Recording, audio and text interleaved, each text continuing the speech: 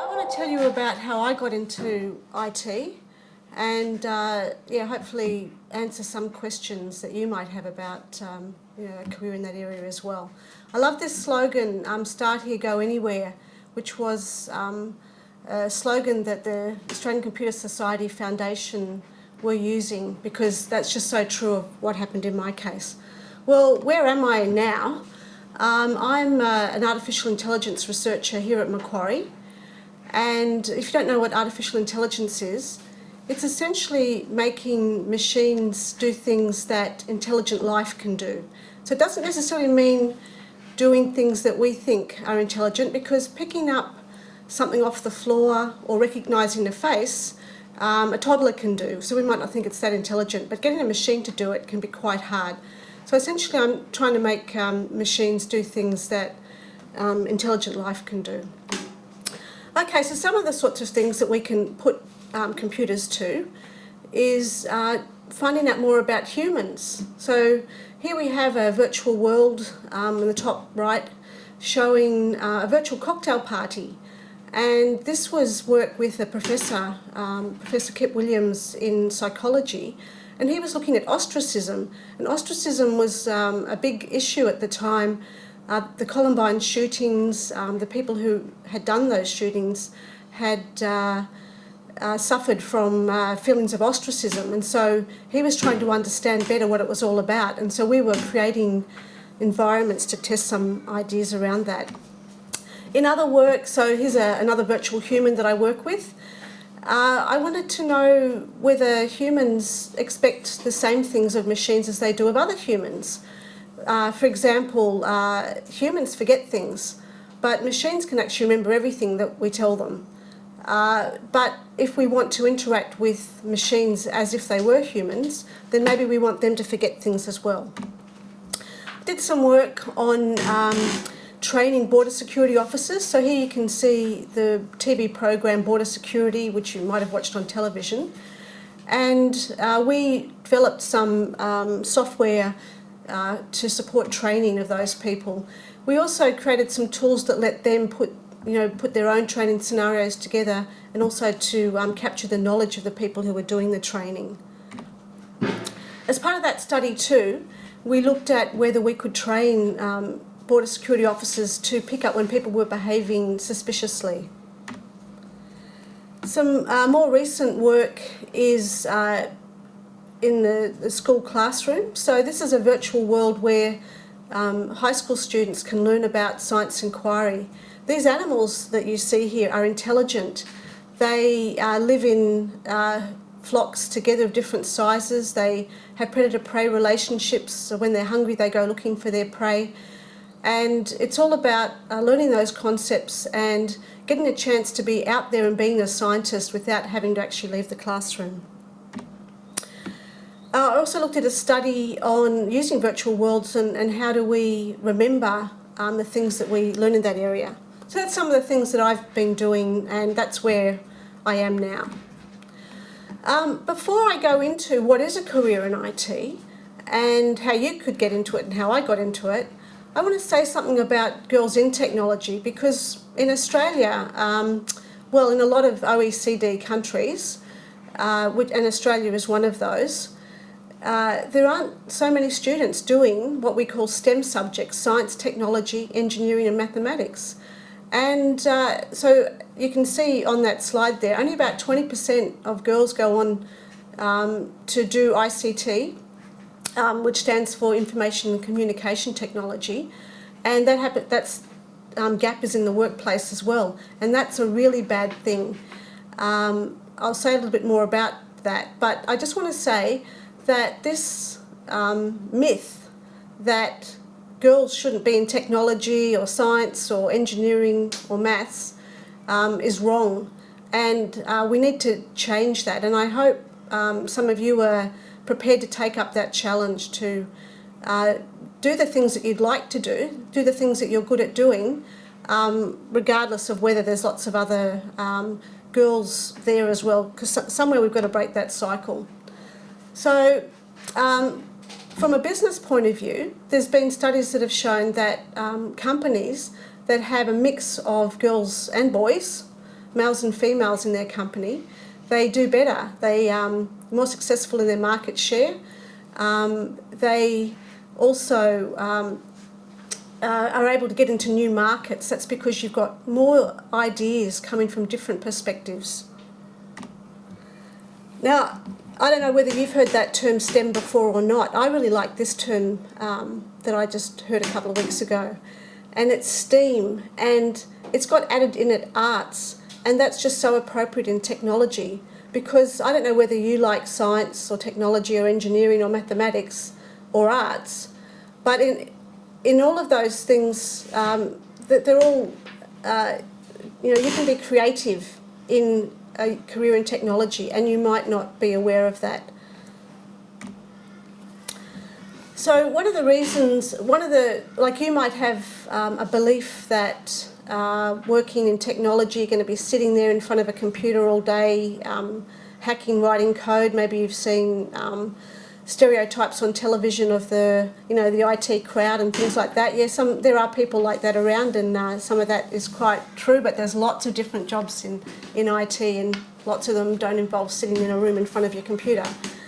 So, you can be working as this person, Ms. Yang, said. She's a senior person in a mobile technology company. You can work in cool and nice places and make a difference in people's lives. So often people don't go into IT because they think, well, I'm just working with a machine. I want to work with people. I want to make a difference. But you can in this industry as well. You can be creative. You can work with lots of other people. And what I really want to stress is that if we don't have you, we're not going to be able to develop technology that meets your needs, that meets the needs of girls and boys. I don't know if you've heard of the digital divide, but that is where technology, some people have got access to technology and some haven't. If we've only got guys making software, which then girls might not like, then that's going to keep make that divide even wider. And that's true around the world as well. So we want to have perspectives of both sides, and you've got lots of things to bring to technology. So what could a career in IT be? Okay, well, what I've got listed here are probably ones that you might have thought existed. We're going to look at lots of other ones as well. So a programmer, that's someone who writes code. I remember some years back someone saying to me, oh, I don't want to go into IT, I use computers, so, what would studying IT be? Oh, is it putting all that data into a computer? That sounds really boring. Well, that's for sure. Putting all that data into a computer would be pretty boring, and that job pretty much doesn't exist anymore, because now most people, when they put their data in, they put it straight in themselves. So, a career in IT is making all those things work behind the scene, and also what you're seeing in front of you. So all those fancy websites, the great graphics on them, they've been designed by people that are working in IT. The business analyst, so you might not have thought of that. You might be interested in going into business. We need smart people who are going to be able to talk to clients and work out what it is that they need. What are their problems? So it could be a medical specialist, it could be a marketing company. So having someone who can talk to them and find out what do you need, and as a business analyst you would work out how does technology provide a solution for them. A network administrator, looking at mostly at hardware and how the computers connect together. Web developers, so you've all used websites, so I think you might imagine what that is. I'm pretty sure most of you have played some games as well, so someone's got to create those games, why not you?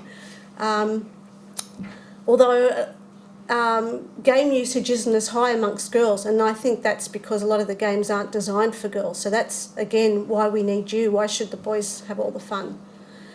Scientist, researcher, and an IT teacher. So I don't know if you've got any IT teachers in the room, but that's a career in that area as well. Another thing, which you might not have thought about, is that in your career you might move in and out of directly working in IT. So things like marketing, advertising, accounting, graphic design, sales, training, you might be, you could work in any of those and handle the IT roles in that. So you could move backwards and forwards between those things, and so working in IT and working in other fields as well. Okay, what industries could you be working in? Well, whatever career, whatever industry you want to work in. It could be directly in information technology or communications technology, working for a company that builds software, builds IT.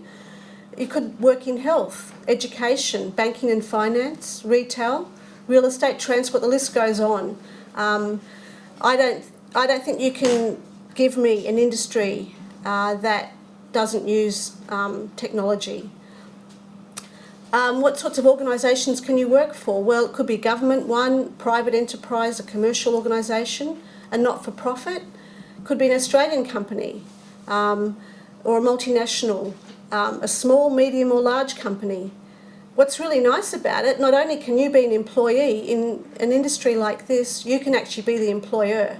I've been the director of my own company, and we've got students at uni who, while they're studying, they might have their own little company developing websites or building mobile apps, and they might go on to do that. Either makes them some money while they're studying, or they go on to have their own company and start employing other people when they leave.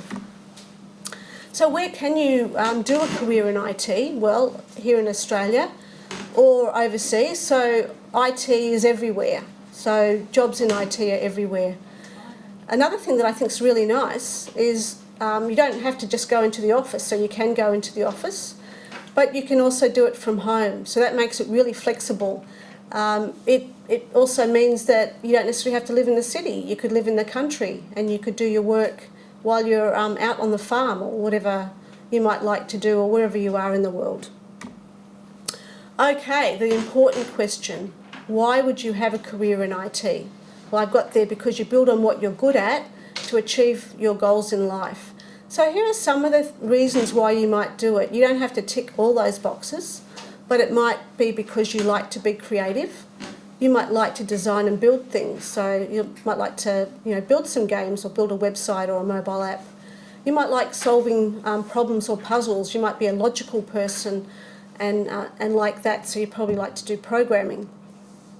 You might like challenges and learning new things and excitement. I can guarantee you that a career in IT changes all the time. IT is changing all the time. It's totally different to what it was when I first started, and it'll continue to change. So if you want to be in a career that's always going to have new opportunities for you, it's definitely not going to be a career that dies out. It's not going to be taken over. It's going to be in more and more aspects of things. If you like working with people, this is a great career. A lot of places, most ITs develop working in a team, so certainly you'd be working with people while you build the stuff. Also working with clients, working with end users that are going to use the things that you develop. And if you like using machines, computers, technology, that's suitable for you as well. So as I said, it doesn't have to be all of those things, but if you tick any of those things, and I'm sure there's some other things, a career in IT is possible for you. Okay, other reasons. Because you want flexibility. As I said, you can have a career at home. The hours can be quite different. A lot of IT people have some really weird hours. They are up all during the night working on things. That it can be quite flexible. Work-life balance. So that might be important to you. You want to have a family and you want to do other things in life. And again, because it's so flexible, it's possible to do that. You could actually, look after your family and be at home doing some work as well. There's lots of opportunities and chance to change. So because there's so many different careers And because everything uses IT, over your working lifetime, you can move into lots of different positions. You can travel. There's lots of different jobs that it might be training, marketing, a lot of the software that's developed, you're working in international teams, you're developing international products, and so some of that might be just done virtually, via teleconferencing like this, but often you'll travel there as well. To help people, so definitely technology is used in lots of different fields to help people, and that's something that I particularly like to do, and to make a difference. Okay, so what have I done?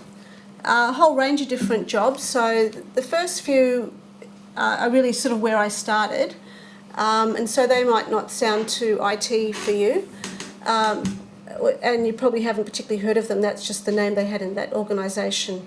So my very first job in IT was for a company called Computer Installations Development as a customer accounts coordinator. Now that company was a computer bureau. This was in the days when even big companies, except maybe banks, didn't have their own computer. So that must sound really weird to you because you probably got your own computer. But even really big companies didn't have their own, and so they would get these bureaus to do all their data processing for them. And what my role was to talk to the different customers to work out what reports they wanted that day, and to set up the things that were going to run that day. And as part of that also I was an operator, so running these really big machines, which are actually much bigger than the room I'm currently in now, and looking at your classrooms there, bigger rooms than the rooms you're in as well, just full of machines running stuff. I moved from that company to Custom Credit, which is a leasing company, so that's in the banking industry, doing data control, so making sure that all the things added up. I moved on to a lot of other different jobs, but in different locations, so that's why I haven't put a company next to them. So I've been a programmer, so I've written code, a business analyst trying to work out what the company needed. I've had my own company, and as that been a consultant, in various other as a consultant, I've been the manager in those organisations, for instance, coming in while other people have gone on maternity leave or something like that. I've been an IT teacher, which is partly what I do now as well here at Macquarie. I teach computing students, and I'm a scientist researcher. Okay, I put this there because when I first left school, well, when I was at school, one of the things I was thinking of doing was being a journalist. And I was lucky enough in 2005, I was working here, but I applied for this Science Media Fellowship, and I got to to learn about being a journalist and to do some work, and I did some work for them over about a 3-month period. And I was really lucky to get a chance to do that. You can see there's Big Ted and Jemima. I don't know whether you remember those from your play school days, but they're I don't know if they're still around on television or not. And yeah, I was really lucky to get a chance to do that and reflect on, well, gee, I'm glad I didn't go into that as a full-time career. When I was at school, I like to do languages, so I think that was what I wanted to get into. But I didn't think I couldn't really find jobs that I could get into in that area. Maybe a high school teacher teaching languages, but I'm deaf in one ear, and at that stage that didn't let me be a school teacher.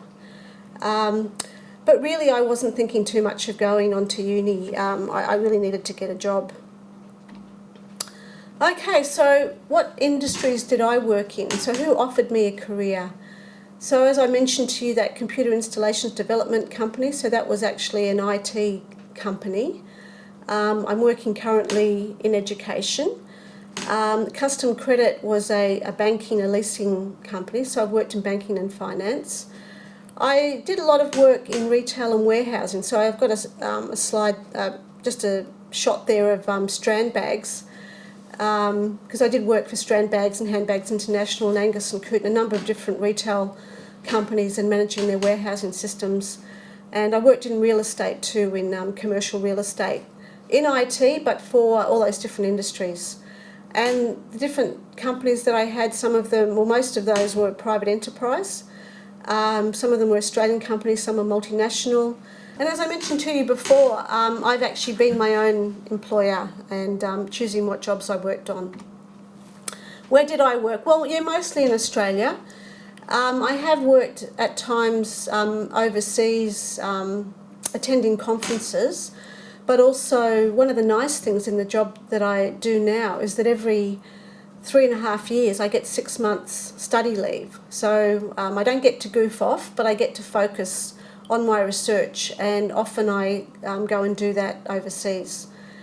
As I said before, you can work in the office, and I've worked a lot from home. So I started telecommuting, which means staying at home and commuting to the workplace essentially through the internet. When I started, actually, the internet, I don't think it even existed, so it was, anyway, I won't go into how we achieved that, and it was pretty slow, but it let me work from home when I had my first child, and that made a big difference because otherwise I wouldn't have been able to keep working.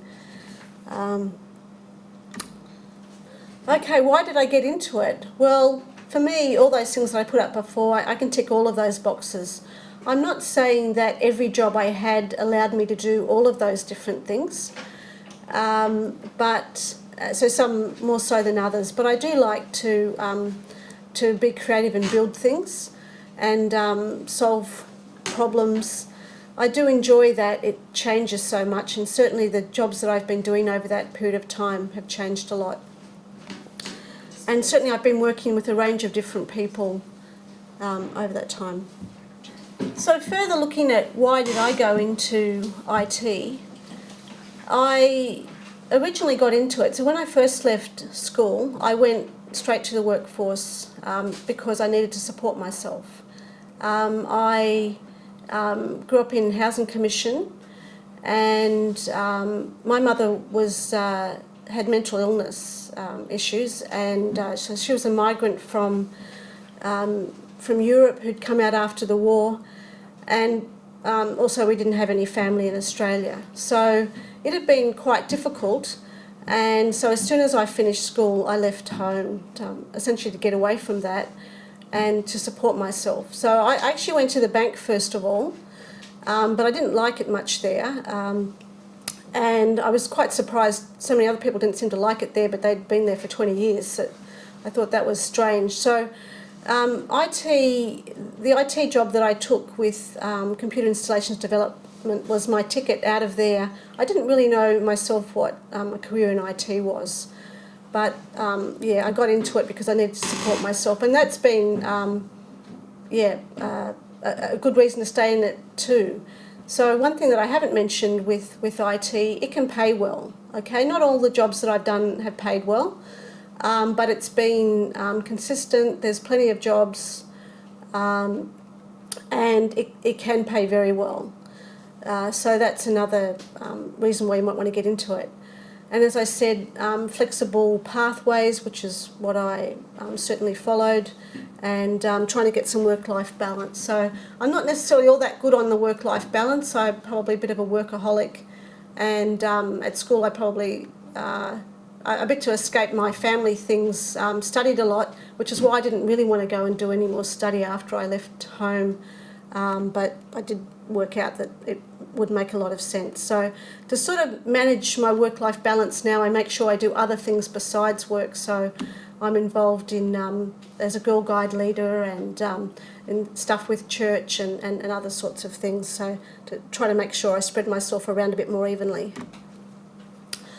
Okay, and also, so some of the other reasons I gave why you might want to get into a career in IT, I did want to make a difference. I want to be able to help people. I do love to travel. I do actually have the travel bug.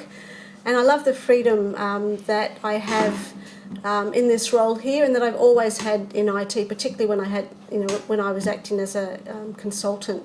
So you can see my kids there. That's sort of that's when we were in Turkey, and I was on sabbatical at that time, studying for 6 months in the Netherlands, and they came with me.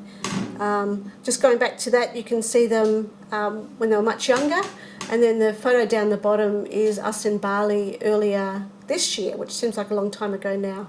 And the one on the very left has just got married a month or so ago, so they're much older now. Okay, so some of the things that I'm trying to do to make a difference and to help people. So I'm not going to go into what these projects are, but here's a character here where you can work through with Effie and learn how to release some of the emotional tension that you have. Again, looking at that virtual world I mentioned to you before for science inquiry, but doing some work on what's called an empathic agent. So this agent is actually going to try to help the student work out if they're bored or stuck or confused, and give them help at the right time. Here's Dr. Evie. We're using her in the Children's Hospital Westmead to help patients with their treatment advice.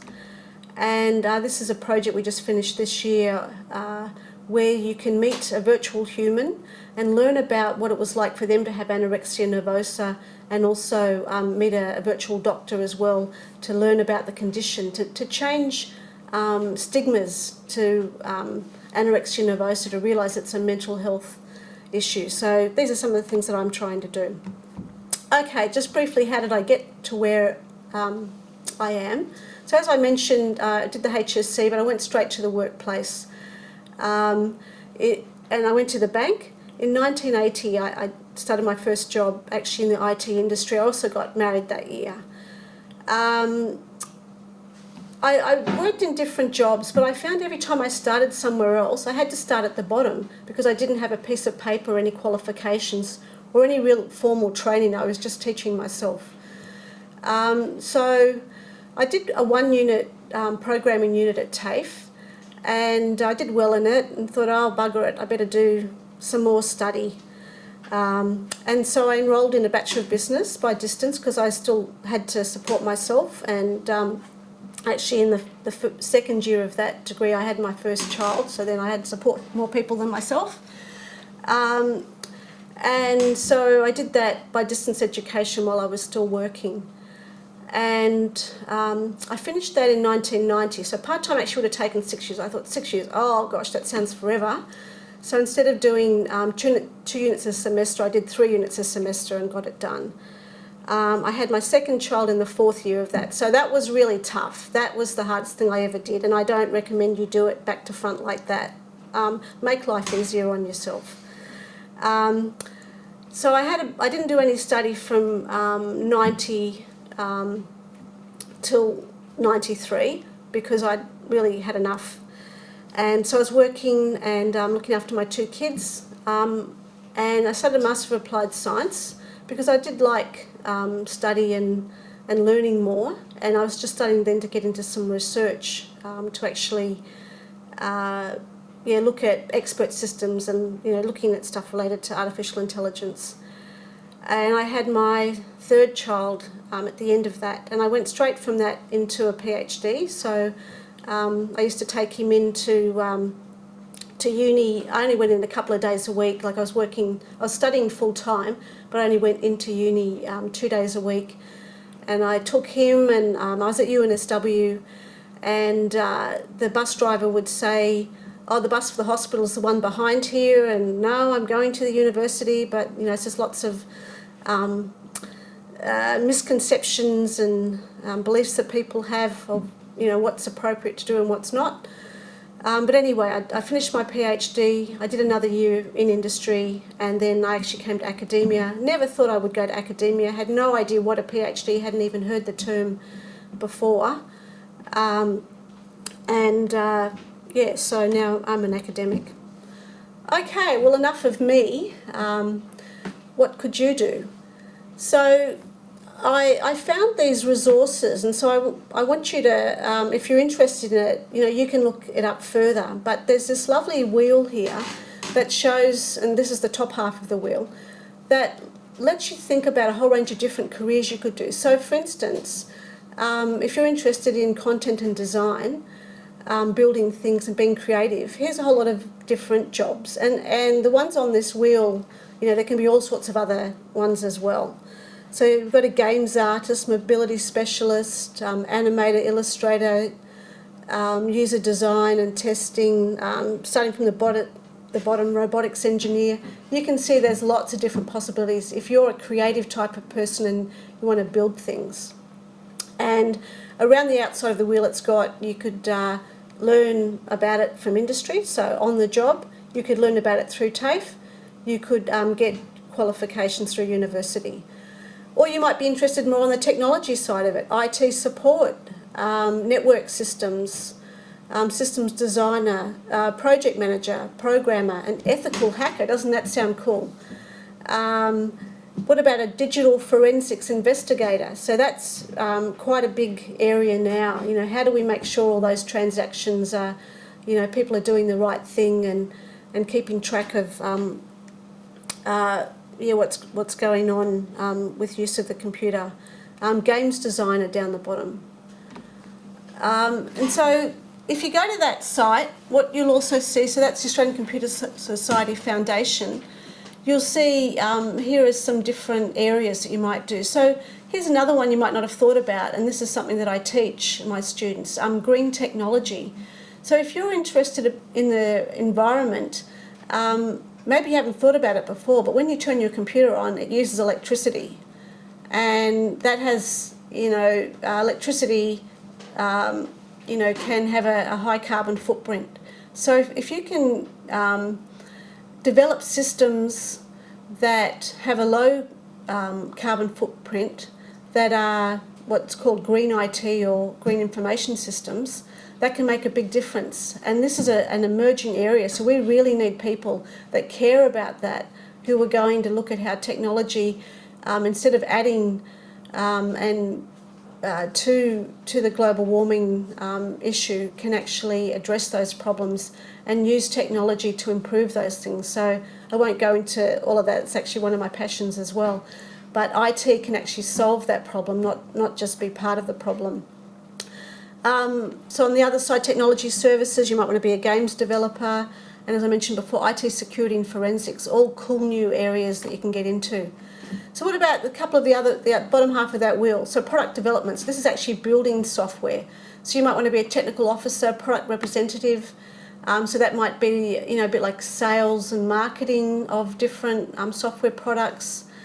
Electrical engineer, hardware developer. So you can see there's just heaps of different things. There's robotics, aerospace engineer. You can see if you want to be in that wheel, part of the wheel, you probably need to go to university, and you might need to do undergraduate, which is what you do when you first start at uni, or go on to even do some further study. Then on the business side, so if you're thinking of getting into business, a whole lot of things there. Big data, I don't know if you've heard that word. You've probably heard of the cloud. So you could, do stuff to do with the cloud. So you can see there's lots of different jobs there. Project manager, help desk officer, really pretty much the sky's the limit. And you can see lots of different jobs there as well, data management and analyst. And so this will go through, where can you do it? Undergraduate, at TAFE you can do something, postgraduate studies. So if you want to look at that, if any of those things interest you, you can get some more information on it. Okay, this is my last slide. I want you to think about your future. I love that, as I said, that start here, go anywhere, because that's really what's happened for me. Now, I don't want to point you in the wrong direction if it's not going anywhere. So I've just added this little bit in there. The jobs outlook for ICT professionals is on the improve. Not that it was bad, but it's saying it's going up. There is a shortage of skills. There's a predicted major shortage of skills in this area. So we need you, and people are prepared to pay for you. So I've got a little link there, the ACS Foundation, on that slide. So you can look that up and you can get all that information on a whole lot of different careers there.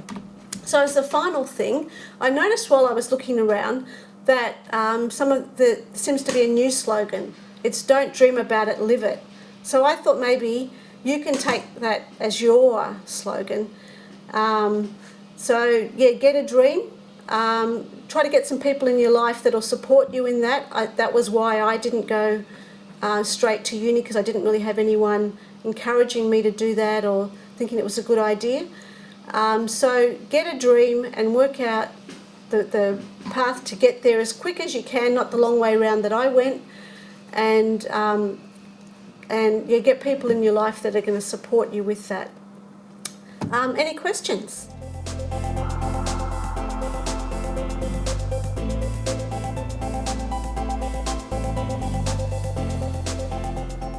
I do like problem solving.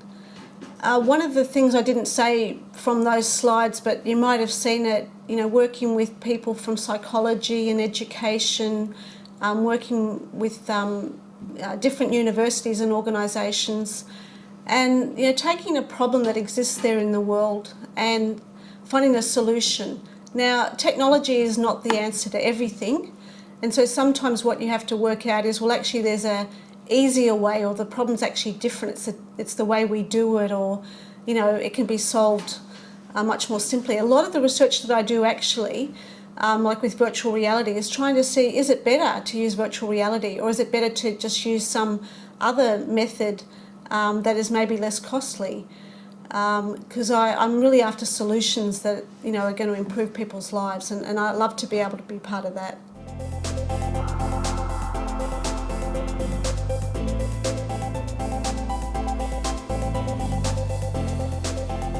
Absolutely. Well, okay, not always, but in that slide that I had right at the very front, it actually had the faces of all the students that were in the class that year. So see these faces here, that person, that real person who's looking, angry, disgusted, fear, whatever. So that was someone so Kathy, that this was a student of mine, that was one of her friends. And the people in that cocktail party room, so you can't really see them, but all of those faces are the faces of her friends. And so she modelled all of those. Mostly though, the characters like this one, this is actually a chat bot, okay? So that was a face that was already there, which we made use of. And one of the characters, so the Dr. Evie that I showed you right at the end, and the one about anorexia nervosa, we modelled those ourselves. We tried to make a character that didn't look any particular nationality. You can see a couple of those faces there. So if you look at those, you sort of can't, well, what country do they come from? We don't really know, and we spent a lot of time trying to come up with something that we thought would be suitable. You're welcome.